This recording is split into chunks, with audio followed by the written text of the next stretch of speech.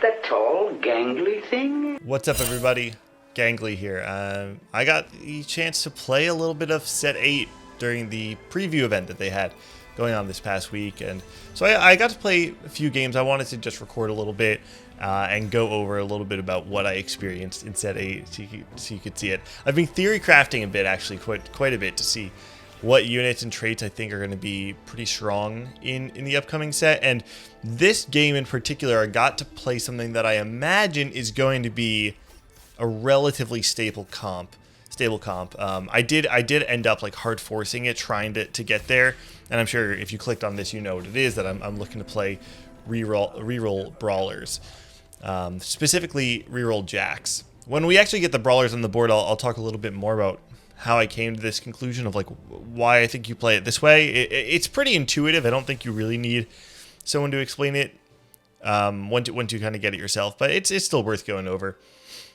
So starting this early game, I did have this free 2-star Talon, but I wanted to make sure I could hold this Renekton again because I went into this hoping I'd have the chance to play Brawlers.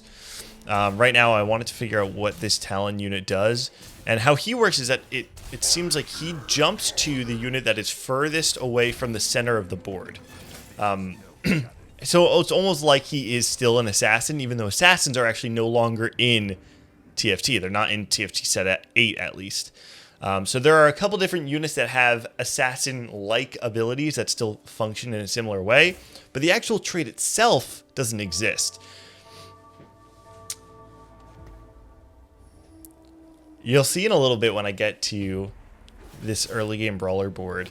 In my mind, I'm thinking like Set 4 Brawlers, right? I have Sunfire right off the bat that I'm probably just going to play no matter what. In my mind, I'm like, okay, this is going to be a win streak. Brawler Heart. If I hit a Brawler in shop, it gives me a Vi. I automatically am going to have 4 Brawler, right? Like, doesn't that sound amazing? I hit the Blitzcrank here. Let's take a look at what it actually is, right? So I put the Brawlers on the board for Brawler, but take a look at the health bars. It's not that high, right? And the reason is because Brawlers no longer give flat health. Instead of flat HP, they give percentage HP. So that means that the Brawler bonus will scale with star level. So for instance, where you might have gotten, I think it's 450 for bruisers in Set 7 that are then doubled. Now you're getting 20 or 30% max HP for these Brawlers. Another thing to look at right now, you can actually see me hovering it right now, is Underground. So I have Vi and Ezreal on my bench right now, who is an Underground. Underground is the new Econ trait.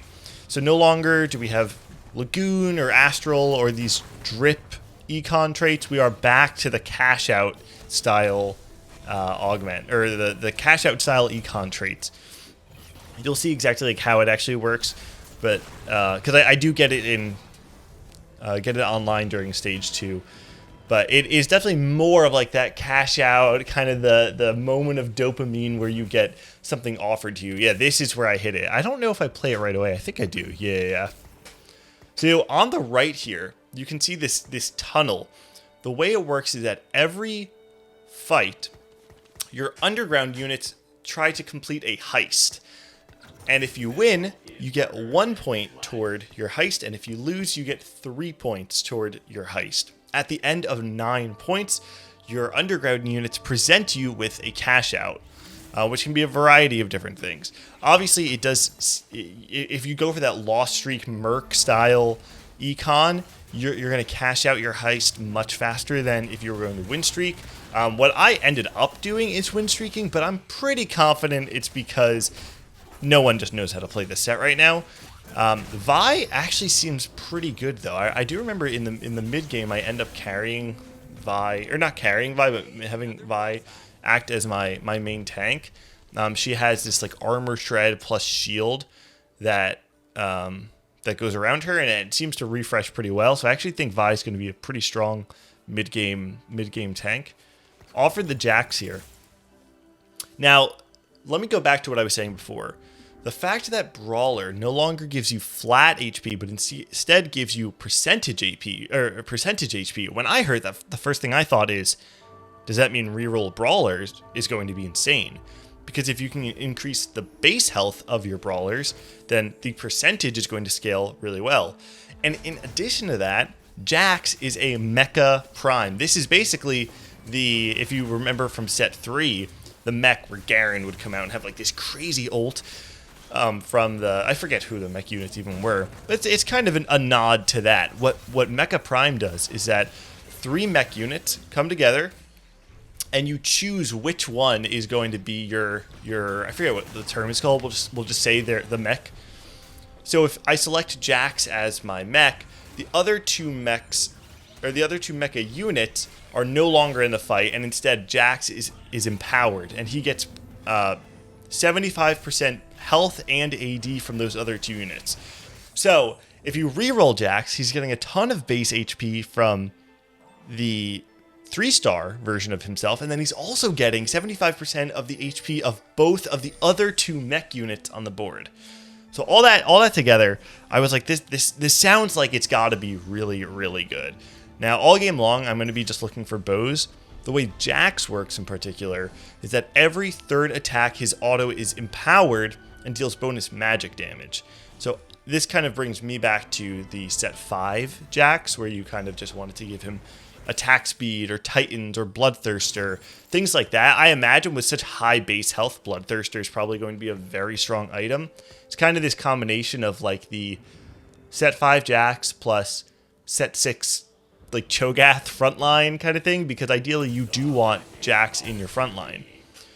I don't know if I'm going to hover him here. If I hover him, you'll get a better idea of exactly what it is he does.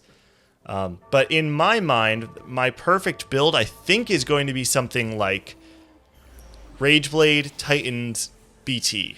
Because you have super high base HP, that Bloodthirster gets a ton of value. Titans obviously gets a ton of value because you get the armor and MR, which makes your effective HP higher. And then Rageblade, because, like I said, his every 3rd auto does give you an empowered auto attack that does bonus damage, and it also stacks up to 10 times. I believe each stack makes the auto attack stronger. I don't think it gives him more attack speed, but I do believe it makes it stronger. Here I hit an early set. This is the 4-cost mecha-prime. And I did think about it because there's a 1-cost and a 2-cost mecha-prime as well. So in my mind, I was thinking, okay, well, is it ever worth it to not play the 4-cost? Because I'm sacrificing him anyway. The nice thing is Set has very high base AD and HP. I don't know if you saw it there, but his base AD is 100. So when you're getting the 75% of HP and AD, having high base stats like Set is very valuable in buffing up your JAX. I'm going to stop talking as much so you can watch him this gameplay, but I just wanted to kind of lay out everything all at once.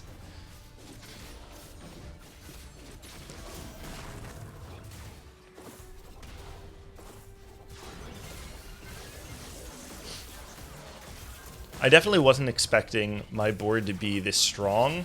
I really don't think it's actually strong. I think I just kind of got lucky matchmaking. Other people are open. But I was able to get this 4 streak with Underground in. So I'm currently 4 out of 9 for Underground. Pretty far away from actually getting my heist. But if I lose 2 rounds, then I'll be able to get a pretty quick cash out. Another really cool thing about Brawler is that, so you have Defender, which is very similar to old Vanguard, where it gives your team armor. And then you also have Aegis, which is very similar to Mystic, where the Aegis units get MR. I don't know if the rest of the team does, but you have Brawlers that are Defenders like Riven, and then Brawlers that are Aegis like Vi. And if you've played TFT long enough, you probably understand the idea of effective HP and why you would want defenses on someone who has high base health. But if you don't, the main idea is if you already have a lot of HP like you do from Brawlers, you really want to get defenses because it makes your HP more effective. That's what they mean when they're saying effective HP. It's how far your HP actually goes, and it goes much farther when you have a lot of armor and MR than when you just have health alone. I think I wanted to see here how much damage this Riven does, because I wasn't exactly sure how she worked. Yeah, you can see I'm reading it now. I wanted to see exactly what it is that she actually does, how effective she would be in a fight. Switch back to the JAX anyway. I think I thought, like, if I put this ribbon in, I will have no damage left on my team. Also, it's important to note, remember how little health that Vi had when she was 1-star? And now that she's 2-star, it is crazy how much the difference is.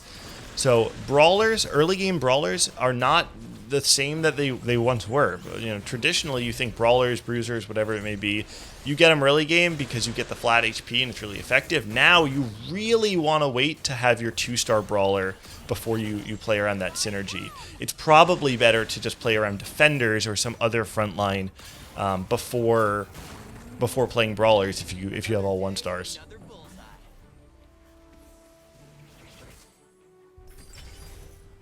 So second round of augments. Still do not have the hero augment. It's just another regular set of augments. I think I ended up going component grab bag because, like I said before, I really want to play around these bows so I can itemize JAX, and I have no bows.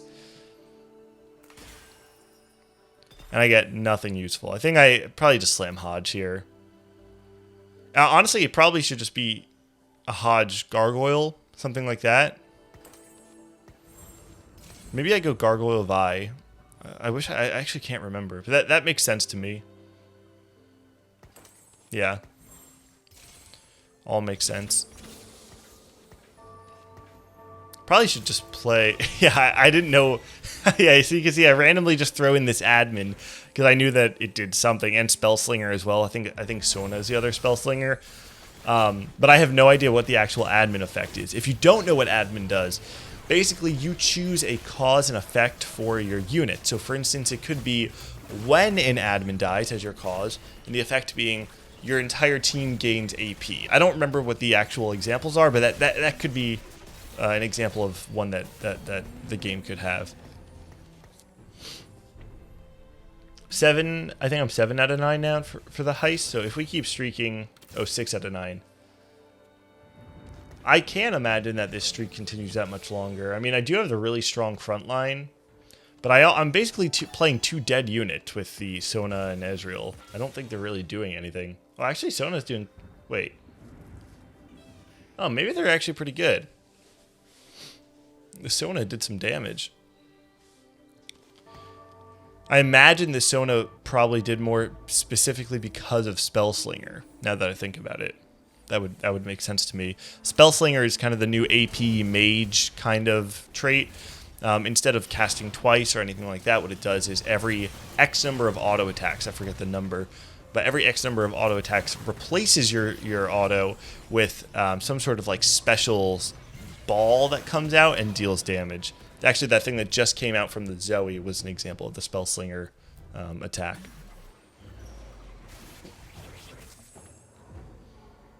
Most likely not getting a bow here, too. I know I get a bow at least once in this game, but I definitely do not make the... I definitely am not able to make the build that I really wanted to try out. But I do think that best in slot for JAX is probably going to be something like Ginsu's BT, and then like Titans or QSS or something like that.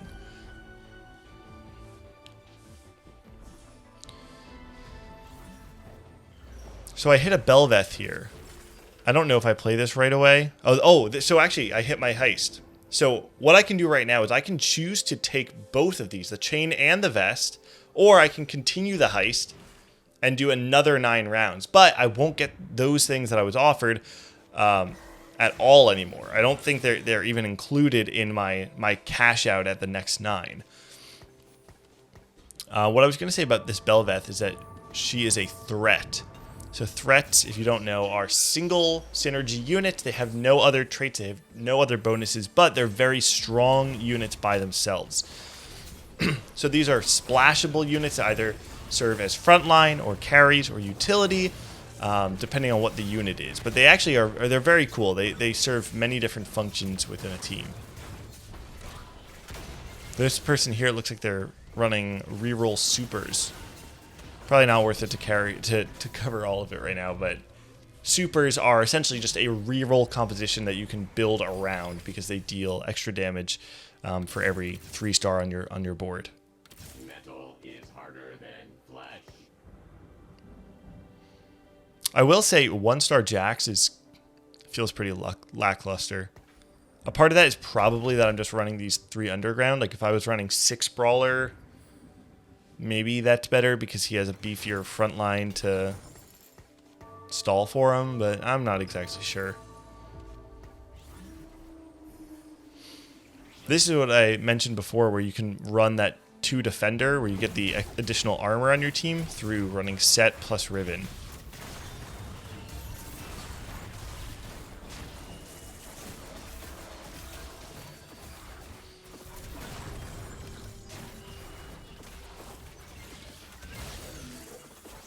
These are all really good losses.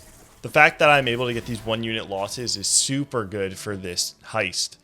I think that puts me at 6, right? Yeah. So if I get 1 more loss, if I lose on 4-1, I'm in a really good position to get a nice cash out and just take it and start rolling for my 3-star JAX.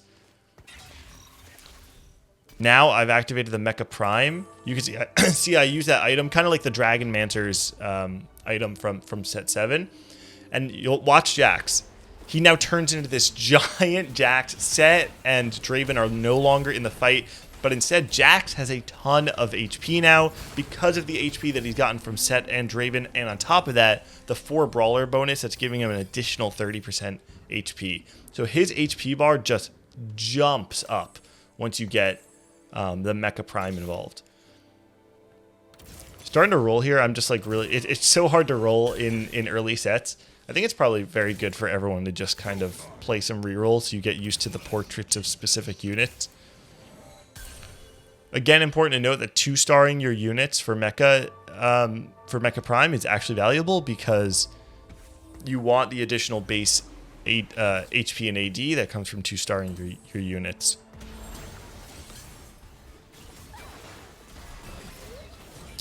Even with all this, my items just feel so bad for JAX. I'm really, really in need of bows. And I'm also trying to figure out what to run here apart from underground after I take them out. I do not lose this fight, so do not get my cash out yet. I'm not sure if I make 50. I think I'm holding on to all these threats, the Rammus, the Zac, and the Belveth, because I don't really know how to play around it. Now we have a Hero Augment, and you can see I actually got the JAX Hero Augment for his utility one. When you field him, your team gains dodge chance the first time they drop below 50% HP. So, have 2-star JAX now, Hero Augment on my JAX. Also, I'm 1 loss away from being able to cash out on my heist. So, if you ignore the fact that my items are garbage, it's actually a pretty good spot.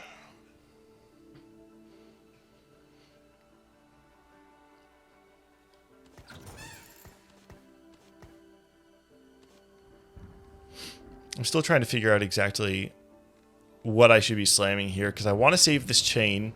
Because in my mind, I'm like, I want something. I want Guardian Angel, or I want Titans. I want something like that that's either going to give me defenses or give me some way to drop aggro. Because right now, this JAX has plenty of HP, but he just has no damage, and he's still kind of fragile. Well, I say fragile. I mean, he's more fragile than I'd like him to be, and he's not ramping up that well because he just has no bows, right? So like this enemy Vayne is dealing true damage against me, and I just have no way to ramp up to that same degree. All that said, though, this does allow me to complete my heist. So you'll see my cash out here, and that's pretty good. I'm pretty happy with getting 32 gold. Is that what that was? 30, yeah, I think 32. Getting 32 gold and magnetic remover, not bad at all.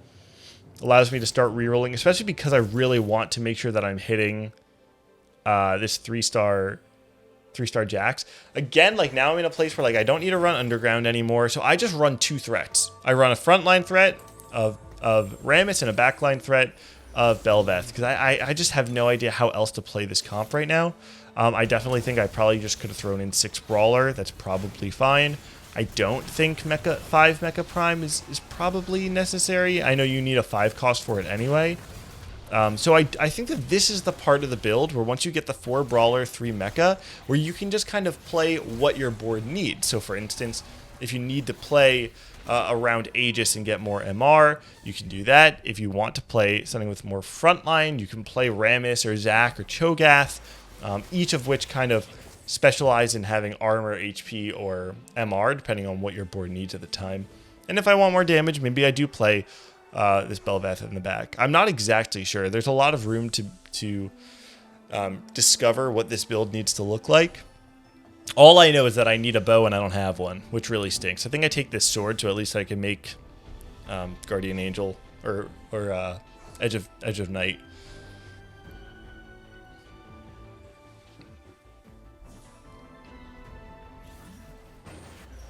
Looking at my board right now, actually, I think that it probably is 6 Brawler. Once I can 2-star like this Lee Sin and probably just play like a random dead, what's his name? Blitzcrank. Okay, so now that I've upgraded both the Set and the Draven, you're gonna see that the HP on my JAX is going to skyrocket.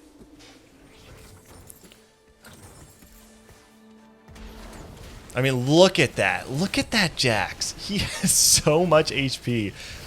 And just imagine if I had Titan's BT Rageblade on this guy. Like, I don't know how much... I'm wondering if maybe that's not enough damage. I'm pretty sure it is. I'm pretty confident that that build is... I mean, I say I'm confident. Who knows? I've played 3 games of this set. But it sounds good to me. On paper, I think it sounds good. It's also kind of important to note that in this playtest, Sure Shot, which is kind of like this backline carry, like this Sivir is a 2-star Sivir. Sure Shot was bugged, and it's just way stronger than it's supposed to be.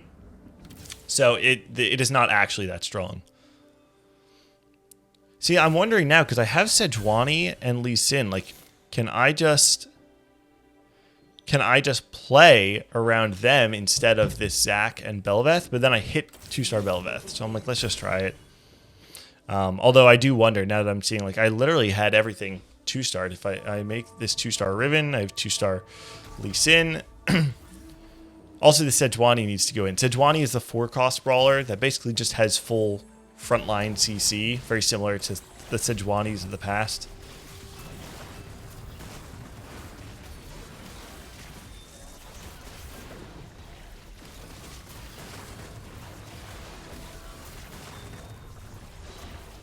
You can see this Vi, I mentioned it before, the Vi's kind of holding it down. She's definitely doing a decent amount. I think my JAX should win this, right? Like, I feel like if JAX does not... Okay, cool. You can see that bonus damage coming out. I don't know if do I check to see the damage? I would like to see what it actually is a 3-star. Obviously, all the numbers are, like, subject to change, etc., etc. I get very confused here because in my mind, I'm like, okay, I need to not play around this Vi anymore. But Sejuani is not this, like, tank in the same way that a Vi or maybe even Riven would be better. Someone who has an additional shield. Sejuani is a little bit more like cast once and get out of there, so I don't think it's actually worth it to stack Sejuani in the same way. I could be wrong. This is the first game I played Sejuani. But we'll have to see. Oh yeah, so I hit Titans here, and then I get the component anvil. So this is in lieu of the treasure dragon. I was really hoping here that I would hit some sort of bow or something like that. Hit the 3-star JAX here. You can see the base health goes up, and things are going to look really good from here on out. I mean, in theory, at least we'll see how it plays out. But this is also where I just get really lost, because at this point I've kind of used all the brawlers that I want to use. I think I just level and just play 5 brawler. Now I got to figure out where to put all these items. This is the part where I throw everything on Sejuani, and I realize after, like, that's probably not a good idea. But I really need defenses on, like, the units that are going to survive and be really effective in the later parts of the fight. And Sejuani is really more about like just getting her ult out there.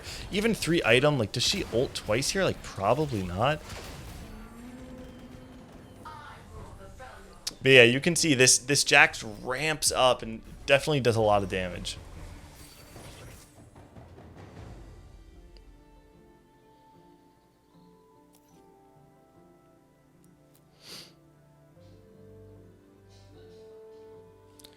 Looking at this now, if I had not played this Zac, which I don't know why I played Zac, I could have been playing a 2-star Vi. I mean, it's a 2 cost, but it gives me 6 Brawler for an additional 20% HP on my units. That sounds way too good. Especially, again, like for this JAX that really just wants to ramp up and take over the fight that way. It's probably better. I'm also not sure how much this Bel'Veth is doing. Because I know Bel'Veth also wants to play around attack speed, and I just don't have bows. All of my bows I wanted to give to JAX, and I didn't hit them anyway. Saw Mordekaiser there, if you haven't seen that yet. Mord, like, summons up what looks to be a building that he just crashes down on his opponents.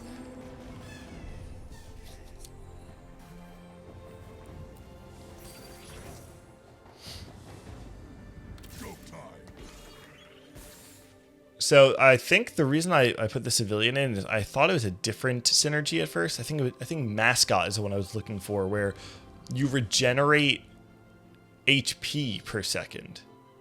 Oh yeah, I'm looking at this person's Hero Augment, and their Zac throws the 2 closest units into the enemy backline. It's actually a really cool disruption augment. You'll see it here. This is what I'm talking about though. Like this fight, I'm pretty sure on paper I should win this fight like a billion times out of a billion. It's a 2-star 2 cost in the backline against my 3-star JAX, and I'm just getting destroyed by the end of this. You'll see this Sivir just ramps up and just messes me up. Oh, actually, wait. Do I? Oh wait, never mind. I won this one. I think it's the next time we play. It's the next time we play that I lose.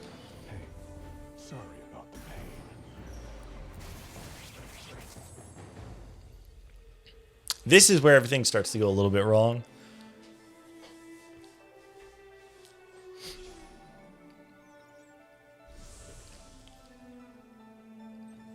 It probably is worth it at this point in the game to start thinking about like, oh, I just want to play around really strong units. Oh yeah, I also don't take the Zephyr here because I don't want to play Zephyr in a preview event. It's kind of lame. So I take a random emblem, hoping that maybe it does something, and it's Ox Force, which is not helpful. But I find a random Viego who's Ox Force, so I play that somehow. Yep, I play it there, and then make my Bel'Veth an Ox Force, which Ox Force, they get invulnerability when they are supposed to die, and they also get additional attack speed based on missing HP. So it seems kind of whatever. It's probably fine.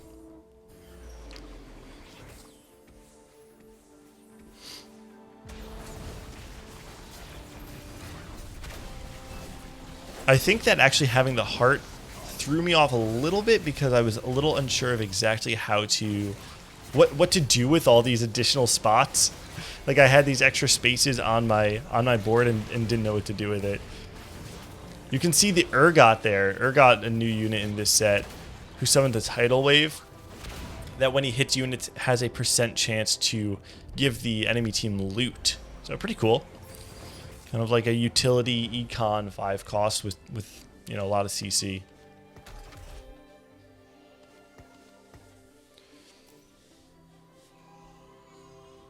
All I can think just watching these fights is that if this is Titans BT, like I think I win a lot of these fights that I've been losing. So I think there is a world where BIS JAX is actually just like an Exodia comp.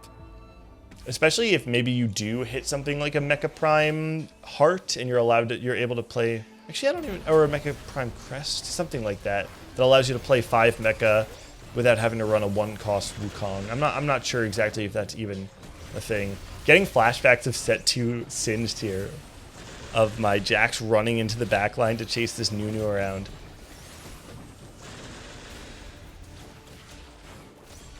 I do like the animation on the JAX when he does that third attack and leaps into the air to strike. It's really satisfying. The reason I wanted to play this comp was actually I asked Mort Dog. I was like, Mort, who is the set 2 Olaf or set 4 Shyvana of this set? And immediately he's like, JAX. You got to try JAX. So I mean, it's also, like I said, it's pretty intuitive. You play Brawlers, play Mecha, that's a majority of your units. From there, it's probably just as you learn more about the set and you can kind of read the rest of the boards more easily, you can kind of build the rest of the board around it. But I really like the Brawler line. I think it's a very interesting line that they have the Aegis and the Defenders built in. And makes it very easy to play around.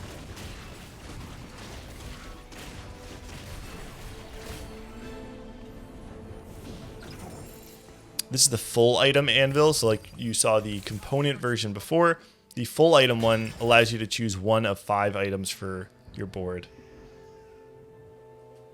I think I'm just looking for a Belveth item here.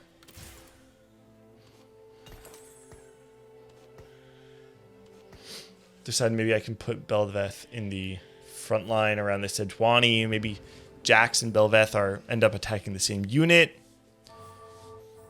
Not exactly sure. I also like, even watching these fights, like this Belveth is definitely doing a lot. I don't know. I mean, this Belveth gives me a secondary damage source.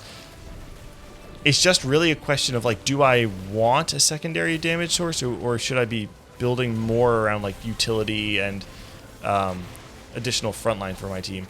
This is where I was saying that this 2-star Sivir is now just destroying me. I am getting absolutely destroyed by sure shots. I'm pretty sure that this is more due to the strength of sure shots being insane this like during the preview event, because it seems a little wild to me that I lost that fight. Even being level 8, 80 gold, that believe that person was also holding gold. Level 9, I can't play Mordekaiser because he's an ace, which I have this... Oh, wait, actually, I guess I... No, I can't play him. So, Mordekaiser is an ace, which is similar to the ninja trait in set 4, if you remember that, where you can only play it... Where it's only activated when you play it at 1 or 4. If you have 2 or 3 of those units in, the synergy is no longer activated. So you really want to only play 1 ace on the board at a time, which is my Draven, which is being sacrificed to the mech. So I'm not actually getting any value out of ace.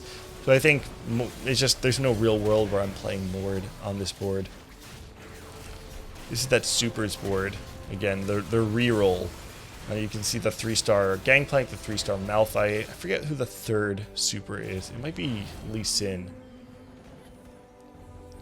But yeah, they actually, I think only having 2 3-stars on their team is capping their damage pretty low. It seems like the kind of board where you really want to have everything golden, which is going to be a lot of fun, I think, for newer players to just play, you know, these really crazy reroll comps. Here's a Felios. He has 3 different guns, and depending on what you want him to do, you can choose the effect. I believe the one that I chose is an AoE stun. Actually, I'll watch, because I don't remember exactly what he did in these fights. He might have done nothing, to be honest. Let's see.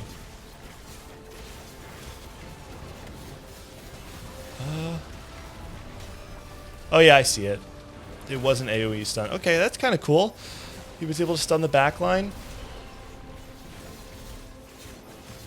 Yeah, this JAX, I think, is just not quite ramping up enough. Close fight.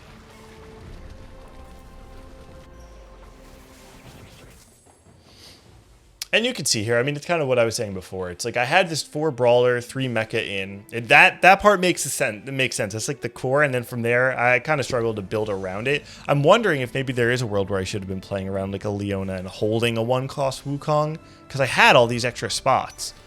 I had so many extra spots that it might have been worth to try and play around the 5 mecha instead, and just drop this Ox Force and drop this Syndra or something like that.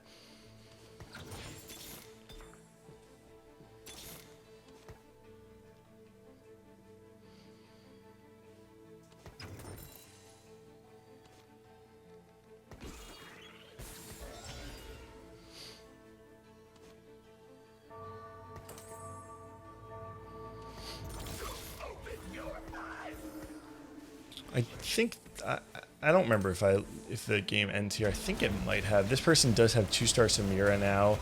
Yeah, this is the Sure Shot player, like I mentioned. Sure Shot being incredibly strong in this preview event, even with like the crazy CC coming through. There's just no good way for me to reach that back line, and JAX not able to ramp up enough to take over the fight. He gets stunned by Sejuani or something like that. Some sort of AoE CC, and there it's just over. Still, it's a third, and I do feel like the comp is pretty good.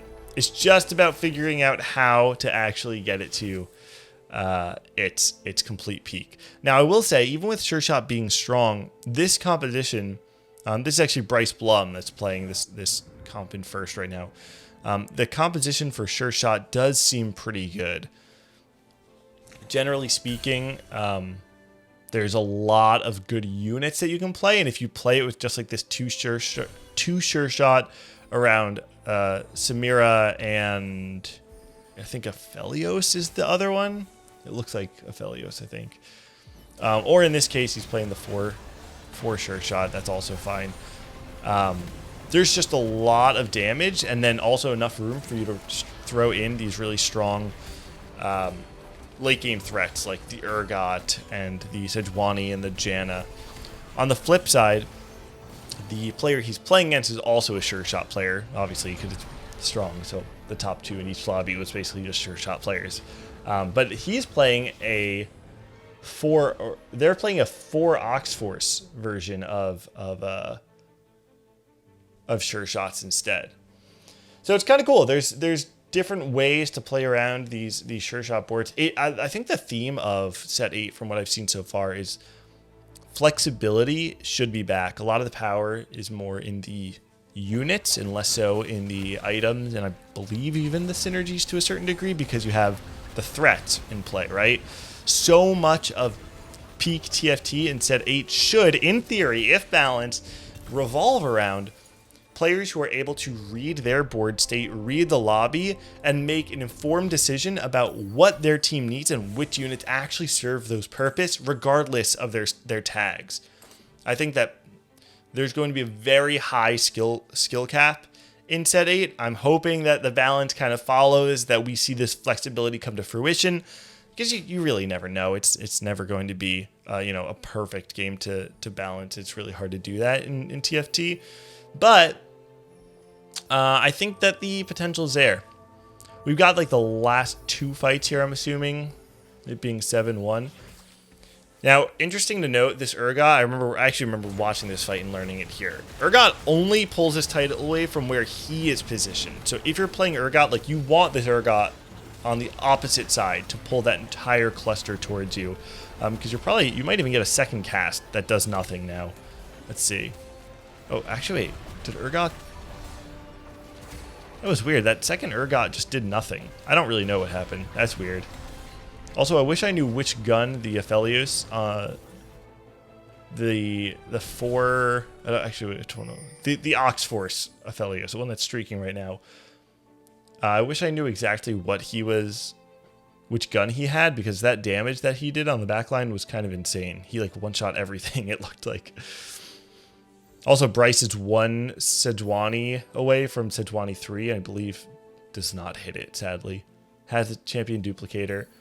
Does not Nico the Aphelios either. Now has the Urgot on the correct side. Hits him with a giant shroud. Huge Urgot ult coming that should stun the entire team. I want to watch this Aphelios on the left, though. He has the new item Guard Breaker that does additional damage to shields, I think. Oh my goodness. So what just happened? Like, the Aphelios just one-shot the other Aphelios. I don't know which gun that is, but it seems kind of crazy. Anyway, I mean, balance will come in time, but obviously you can see set 8 has got a lot of really cool stuff going on. Glad I got to play a little bit early, get this video for you, and I hope you all enjoy it. Maybe when PvE comes out, take this comp, this Brawler JAX reroll. Have fun yourself with it. Enjoy.